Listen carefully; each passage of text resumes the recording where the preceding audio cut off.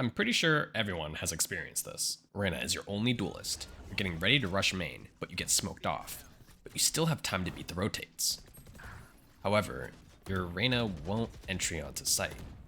Or another scenario, your team takes main and is ready to push onto site, but then you realize your only duelist, Reyna, is lurking. Yeah, it's pretty triggering.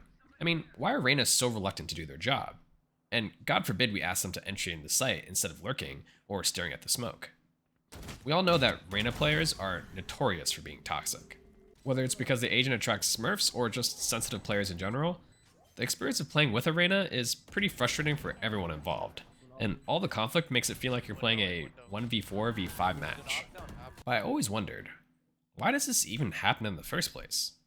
Is it just the types of players that Reyna attracts? Or is the behavior something that naturally develops the more you play the character? Being curious, I decided to test for myself. By playing a ton of Reyna, first thing I noticed is getting to even play Reyna is difficult. She's the most popular agent in almost every skill bracket and gets insta-locked a lot. If you're not insta-locking, then you're probably not getting the agent. But if you do insta-lock Reyna, there's a good chance that you might have to play triple duelist as well, making your life a lot harder. The games were fine. Sometimes you get awesome ultimate pop-offs. Dismiss was great on defense, playing off angles. But something that I noticed was that entry on attack, I was dying a lot. Running into cypher trips, getting scanned as you walk out of a smoke and spam down, being the only one out on site while your team sits in smoke, dying to people playing close angles, the list goes on. These site rushes would lead to inconsistent results for me on attack, and it felt like I didn't have as much control over my performance. In order to adapt, I tried to gain consistency by asking for defaults and looking for picks. And I realized this was a much more consistent strategy that allowed me to take fairer fights and create advantages for my team. But it led to one major issue. My team wanted to rush when I wanted to default. It was a circle of frustration. With some teams, I felt that full site rushes playing entry just wasn't working, but my team would get tilted if I didn't do it. It was a lose-lose situation. And slowly but surely, we arrived back at the beginning. I had become the lurking Reyna that did not want to solo entry for the team. But how did this happen? Was it because the agent just inherently made me toxic, or was I just bad at playing duelist? As I was trying to figure out what I was doing wrong with entrying, I realized the simple answer. Reyna is just not a good agent for playing entry. Whoa. But I thought a duelist job is to entry and create space, right? Well, yeah, that's the conventional thought, but there's actually a lot of reasons that make Reyna less than ideal for the job. Unlike Raze, Jet, Euro, or even Neon, Reyna doesn't have the good utility for forcing herself onto site through Sentinel utility. Flashes don't clear players playing close angles. If you're not close enough to the entry point while flashing, then you can't move far enough away into the site to actually scale safely. And she has no utility to break trips and other Sentinel gadgets. If Reyna's the first one out, she's completely reliant on her team. Her initiator and controller have to set her up right so she can take the first fight for success. That's true of almost any other agent, a non-duelist. So we have a combination of, without good enough teamwork, then she's really lackluster on entry, and Reyna lives and dies by how good her initiator is, and struggles depending on how good the enemy initiator is. This means on site hits, Reyna is actually much more consistent at flashing for her team. You can flash your Jet or Raze out onto site, playing as kind of a pseudo-second initiator. Then you play second entry, and help your Jet and Raze after they actually initially get on site, and draw enemy crosshairs away from you. Or, if the Reyna has to play entry on site, and doesn't trust her teammates, she's likely just to lurk as a much more consistent way to have impact on the round. So what does this have to do with Clove?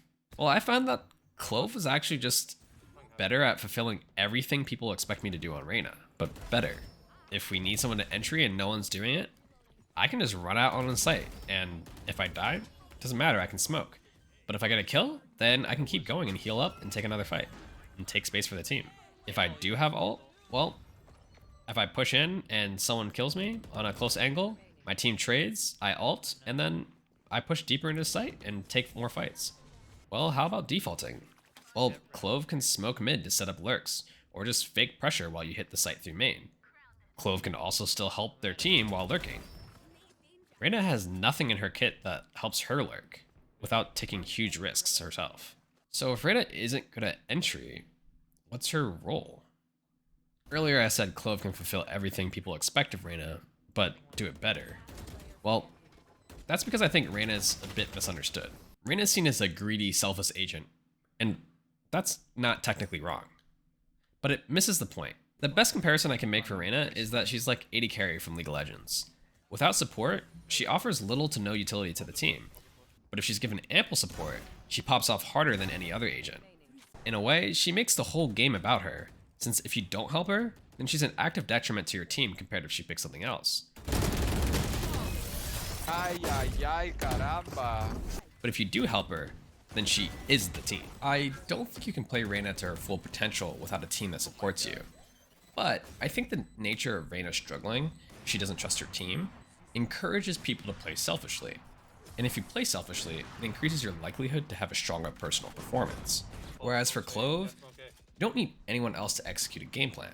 You have the tools to lurk, hold sight, entry, take duels, or whatever you want.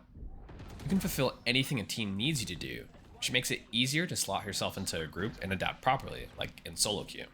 Now, both are still very good in solo queue.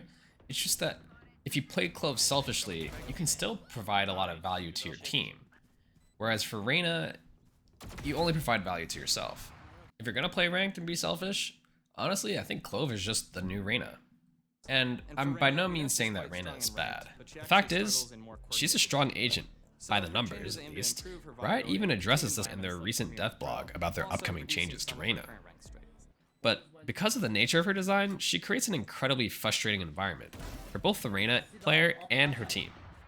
And that's what Riot is trying to fix.